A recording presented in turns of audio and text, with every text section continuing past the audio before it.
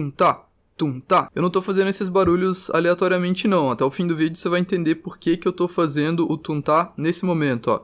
Tum-tá, tum-tá, tum-tá. Você consegue reparar mais ou menos o que tá me fazendo falar o tum e falar o tá? Tum-tá, tum-tá, tum-tá. Em português, esse som é representado geralmente como o tum-tá que eu tô falando. O que não é uma representação tão boa na minha opinião, né? Eu nunca achei que isso soasse como um tum-tá. Mas a representação do som em inglês também não é muito boa, que é o lub-dub. Também não consigo ouvir nenhum lub-dub nesse negócio. Mas tudo bem, vamos falar como tum-tá. O que interessa mesmo agora é que esses batimentos cardíacos se repetem indefinidamente durante a vida da pessoa até o dia da sua morte. E para entender o que está acontecendo, a gente tenta individualizar cada momento desse processo, e isso é o estudo do ciclo cardíaco. Ciclo cardíaco nada mais é que o nome dado ao intervalo de um batimento cardíaco completo até que um novo batimento ocorra. O momento de começo e fim desse ciclo é discutível, porque não é como se o coração parasse para começar de novo a cada ciclo. Esse diagrama que a gente vai mostrar aqui daria para começar ele em qualquer ponto que daria na mesma, assim, porque é uma coisa que vai se repetindo indefinidamente. A coisa é contínua, ininterrupta. Então eu vou começar te explicando de um ponto arbitrário nesse ciclo e a gente vai acompanhar tudo o que acontece até chegar de novo nesse ponto. E o ponto arbitrário que eu quero começar aqui é o momento do tum, o primeiro som daquele tum-tá. E como ele é o primeiro som do coração, ou primeira bulha cardíaca, ele é também conhecido como B1. E esse som B1 é formado principalmente pelo fechamento das válvulas atrioventriculares.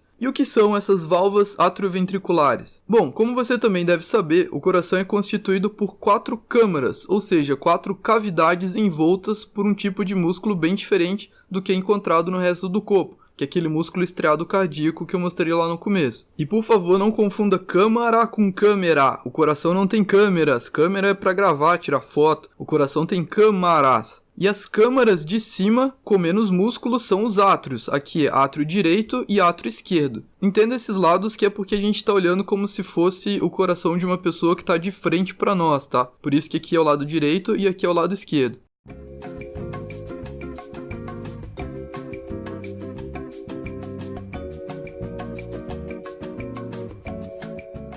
E as câmaras de baixo, mais musculosas, são os ventrículos, ventrículo direito e ventrículo esquerdo. Em um ser humano sadio, não há comunicação direta entre as câmaras de um lado com as câmaras do outro lado. Então, o átrio e o ventrículo esquerdo formam o que a gente chama de coração esquerdo, enquanto o átrio e o ventrículo direito formam o coração direito. E apesar de o coração esquerdo e o coração direito se juntarem para formar esse mesmo órgão, né, o coração, eles são duas estruturas funcionalmente bem separadas. O que nos leva a esse outro diagrama aqui. Fica tranquilo que eu ainda vou voltar naquelas outras figuras e vou explicá-las melhor. Mas vamos parar para pensar então naquilo que eu falei de que o coração é uma espécie de bomba hidráulica. Só que cada lado do coração bombeia sangue para um sistema diferente. O coração direito, cujo fluxo sendo bombeado está todo marcado como azul nessa figura, bombeia o sangue para a circulação pulmonar, que está aqui, ó, circulação pulmonar, vai para os pulmões, onde o sangue é oxigenado. Enquanto o coração esquerdo, cujo fluxo está representado aqui de vermelho, bombeia o sangue para a circulação sistêmica, onde ele é distribuído pelos tecidos do restante do corpo. Só que o sangue da circulação sistêmica volta para o coração direito, pelas veias cavas, veia cava superior e veia cava inferior, enquanto o sangue da circulação pulmonar volta para o coração esquerdo, pelas veias pulmonares. Então, no fim das contas, eles acabam sendo parte de um sistema razoavelmente fechado. Eu digo razoavelmente porque existem sim comunicações com outros compartimentos corporais. Não é um sistema completamente isolado. Até porque se fosse, não serviria para muita coisa.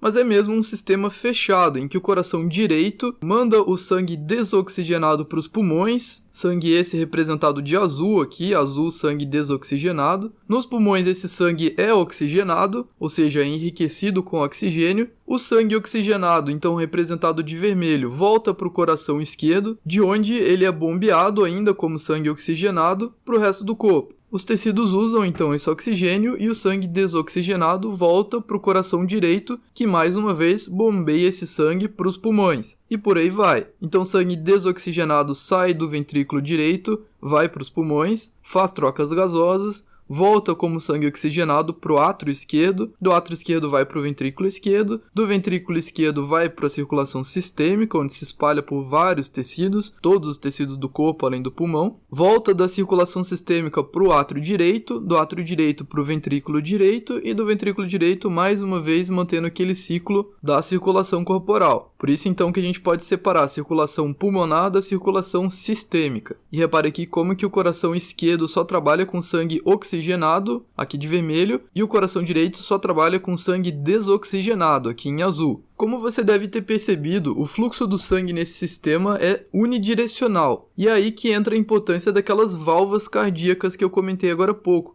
que servem como um mecanismo anti-refluxo, para que o sangue não volte dos ventrículos para os átrios, no caso das válvulas atrioventriculares, que estão aqui, ó, válvula atrioventricular do lado esquerdo, válvula atrioventricular do lado direito. E que não volte também das grandes artérias que estão saindo aqui do coração, a aorta, essa grande em vermelho, e as artérias pulmonares aqui em roxo, para que o sangue não volte dessas grandes artérias para os ventrículos, que no caso são as válvulas semilunares, essa válvula aqui do lado direito e essa válvula aqui do lado esquerdo. O termo válvula também é usado na anatomia cardíaca, e não existe um consenso absoluto sobre quando usar cada uma. Inclusive tem um artigo inteiro que eu vou deixar aí na descrição, basicamente falando que o uso mais comum aqui no Brasil é errado, mas de uma forma geral no português brasileiro a gente geralmente chama de válvula essas 4 estruturas maiores, atrioventriculares e semilunares, no caso 2 válvulas atrioventriculares, uma de cada lado, e 2 semilunares, também uma de cada lado, enquanto válvula, que significa pequena válvula, seriam os componentes estruturais dessas válvulas. Mas isso não é uma discussão médica científica, e sim linguística.